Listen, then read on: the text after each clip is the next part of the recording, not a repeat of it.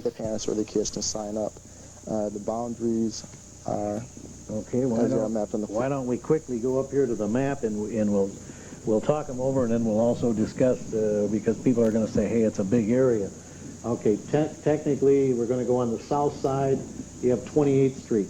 You take Division and take it all the way back to Leonard, and then you take Leonard up to College. College would go up to Wealthy. Wealthy would then go down to, and I think I messed this up, Wealthy to, this should be... Cottage Grove?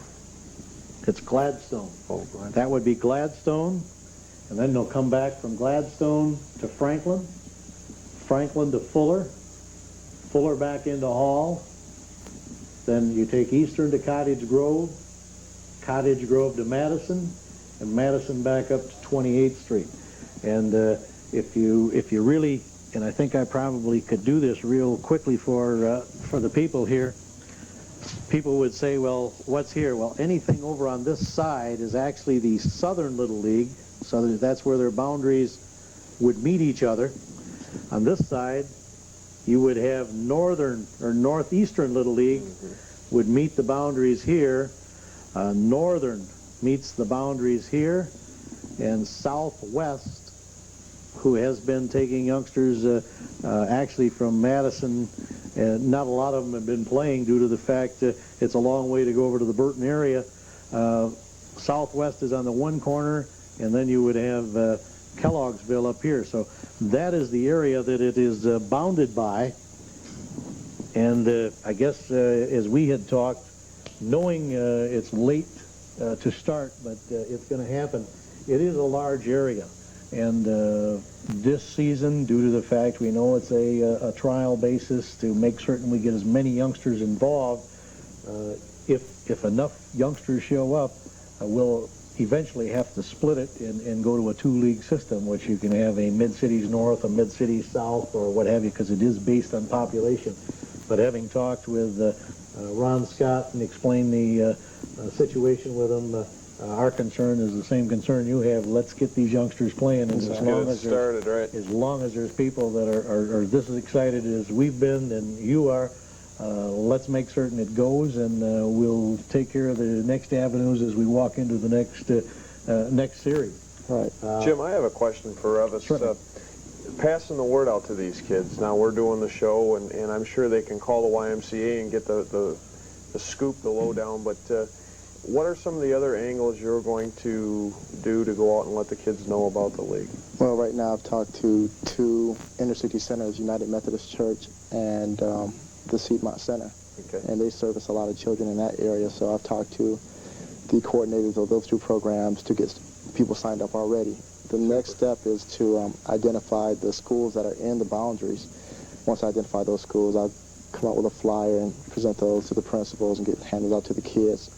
So that's the other way. That's the other way. I plan on getting that And I can tell you from being a league president, the schools are very good at that. They're more than willing to pass those out. Particularly in the city of Grand Rapids, sometimes you get in the outlying areas, and I don't want to knock anybody, but East Grand Rapids, they don't always do it. But schools that we, service for Southern, they seem to be real good about passing those out. So Okay. should really, an important fact to get the kids out there. Exactly.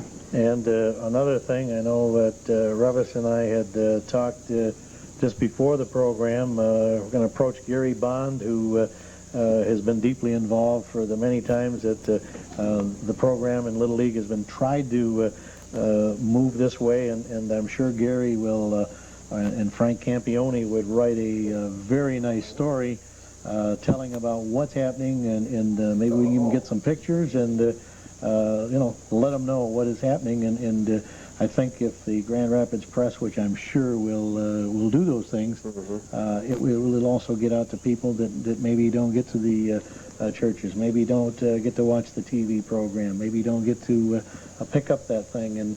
And we're going to do everything we can do to help the new program go, and I think so will the Grand Rapids Press. And I'm sure if we hit some of the radio stations, they'll put on some of these public service announcements. Right, you are holding sign up, which would really help the youngsters move down to that area.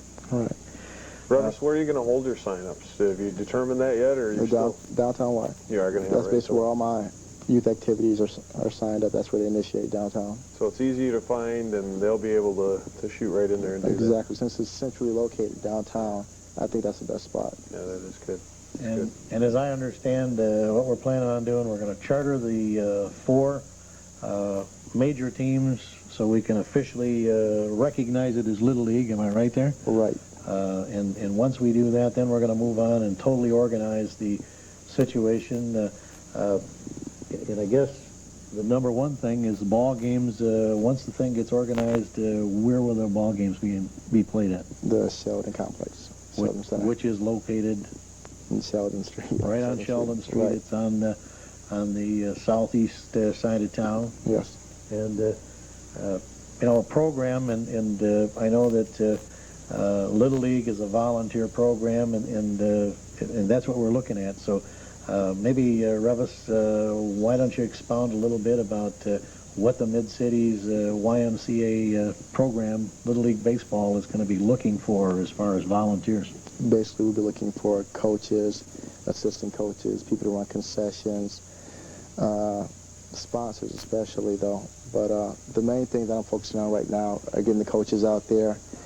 I'm really not too concerned about how knowledgeable they are, because we have people that are very knowledgeable in the field that can kind of coach the coaches. Mm-hmm. So we're just looking for bodies out there that are willing to donate the time. In other words, take care of those youngsters, and I know we've talked about people within the area you're talking, and we've also, as far as the district said, I'm sure we can bring in some outstanding Little League coaches that have been around our program for years. It would be more than happy to put on some clinics for, so they'll have the rules, regulations. The umpires would be more than happy to come down and put on some clinics, and probably even come down and work a few of the ball games to with your people to just say, hey, here's what should be done, and they'd be more than happy to do that.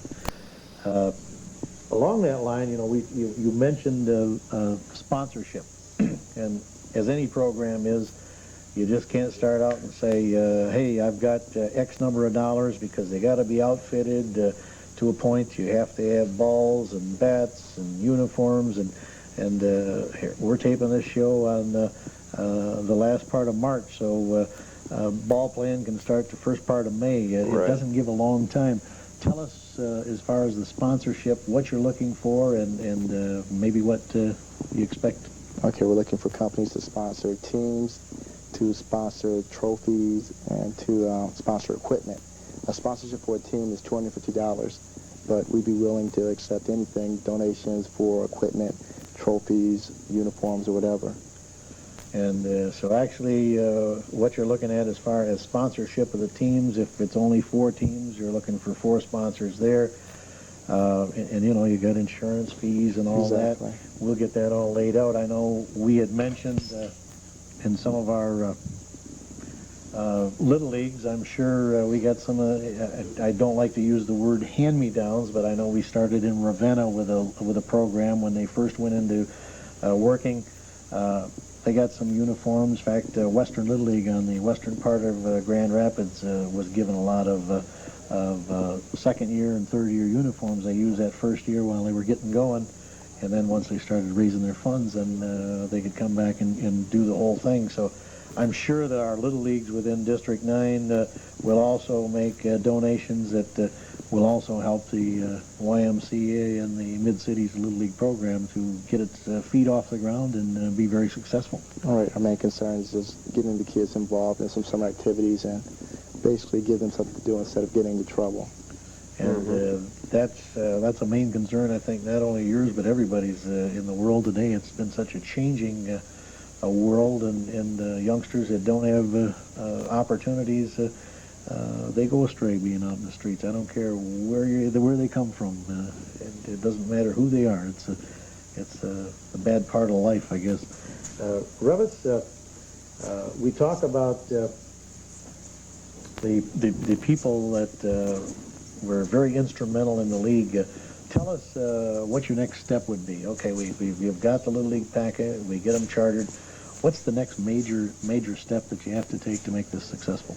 Once I get the sponsors and get the financial part out of the way, is to get the coaches, coaches knowledgeable in the game, knowledgeable enough where they can teach the kids all the technical things they need to know. So when they do start progressing in their talents, when they reach high school, they have an equal opportunity to make the high school varsity baseball team. So right now is getting the coaches, getting them knowledgeable, and getting them on the field. And the YMCA is going to have their name associated with this program, am I right? Exactly. One reason behind that YMCA is an international name, and I think that gives it a little, I guess, air quality. Right, right.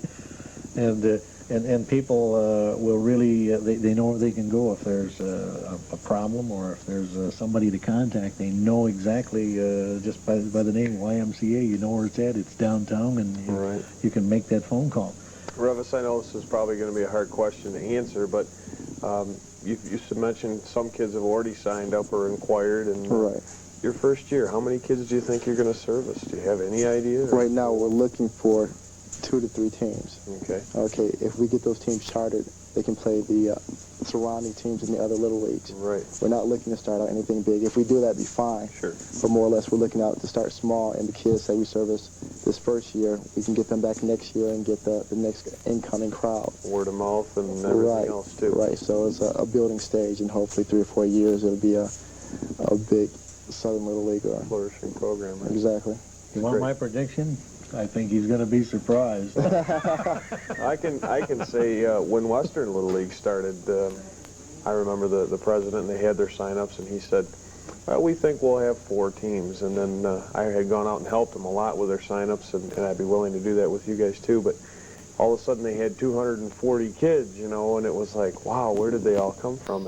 And that was some of the reason too that we went out and gave them uniforms and whatever we could come up with, because 240 kids all at once was a lot for a first-year program. So, but if you do need something like that, if you need help, if you get bombarded with a lot of kids, which, you know, like you said, it would be great, and you need help from us, Southern Little League is a neighboring league, just let us know. I'd appreciate it. Do whatever we can. I'd appreciate that. Well, you mentioned people that are on the board. Let's say that they needed to get in contact with somebody other than you, Revis. Who could they make a contact with? Probably Leroy Tucker, Melvin Atkins, or Clyde Pogue.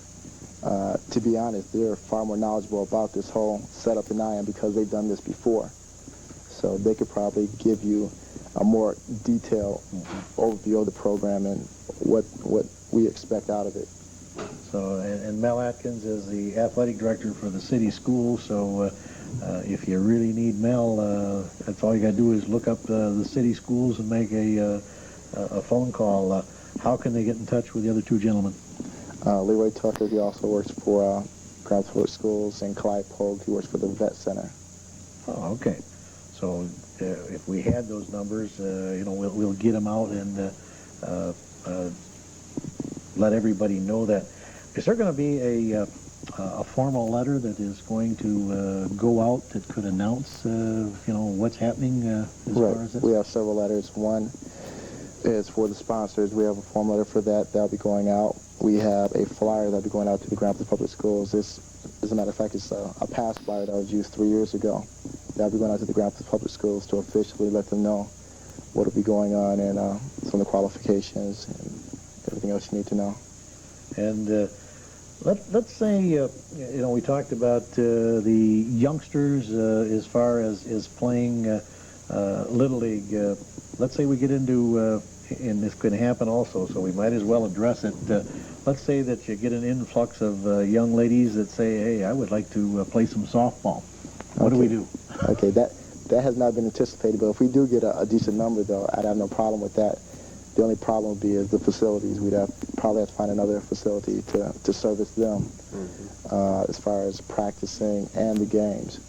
If, and I know that at one time we had, years ago, we had the churches that really got deeply involved from Leonard to, actually out to pretty much to Burton Street, and then eventually everything just fell through, but I know a lot of the churches were deeply involved wanting to see the same type of program, and and you've already mentioned a couple of them.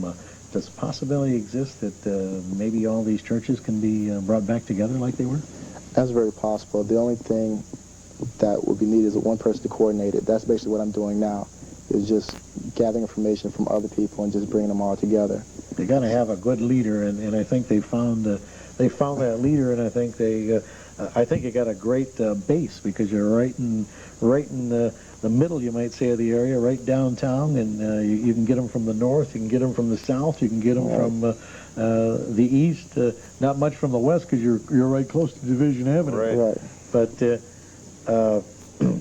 what you mentioned facilities, and that could be the next issue. Let's say that, and I'm going to take it a step further, like Bob had mentioned. Let's say that you end up with 6 major teams. Let's say you end up with a couple junior teams, a couple senior teams.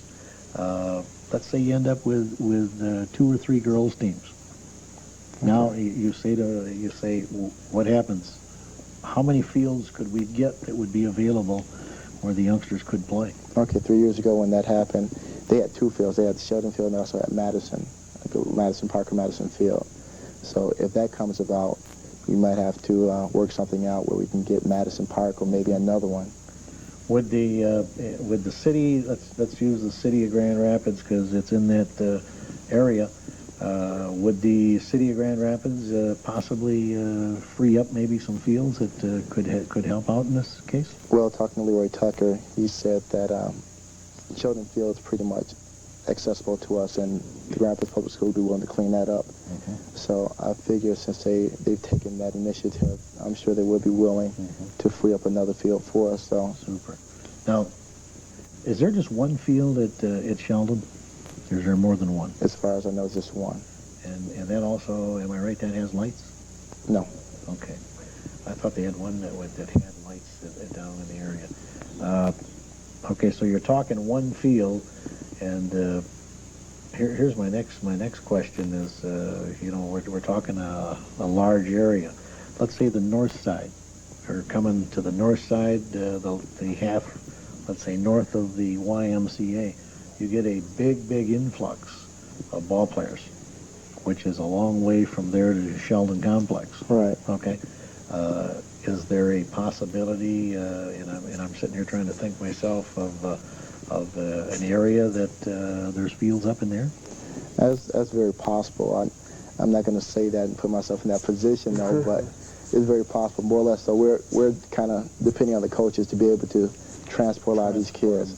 That's why it's so important to get volunteers who are really into this and really dedicated to the cause. And you're probably also waiting to see numbers too before you say a whole lot. You know, how many kids are going to, be involved. So instead of identifying a lot of parks that you might not use, I can just get one down and target a smaller group. Now you go with a smaller group, and you got 60 youngsters.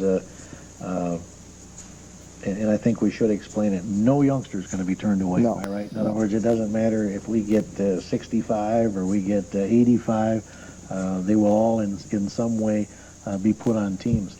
Are we looking? And I know where we're coming from.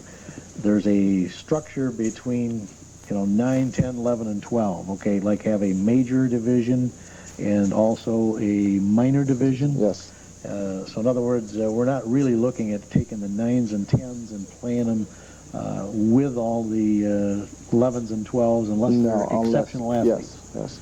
So in other words, what we're really probably looking at is, and then you got T-ballers. I'm sure you're going to get a lot of T-ballers because they always come out of the wilderness. They do. Right. They love to play. So what we're really probably looking at is somewhere down the road, upwards between probably 8 and 12 teams is what the end result could be using that age bracket, right? Somewhere in the future. He keeps saying the future. I think you're looking at right here.